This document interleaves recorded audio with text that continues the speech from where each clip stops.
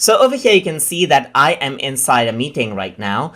And if I want to actually just get out of the meeting, all I need to do is click on the leave button right here, and then I get out of the meeting.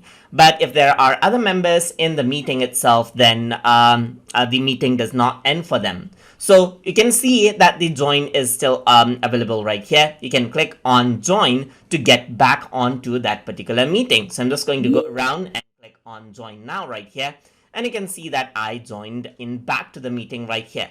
But if I want to end the meeting to all, especially when you are a host, you have ability to end the meeting for everyone. And to do that, you need to click on the drop down button right here besides the leave, and then click on end meeting. So once you do that, you can see that you have an option to end the meeting for everyone, meaning everyone will end the meeting. They won't be able to be allowed to sit in the room anymore. So if you were to go around and click end, now the meeting ends for all. And even if you even if they don't actually leave the meeting will end for them as well, and they'll get back to the main menu.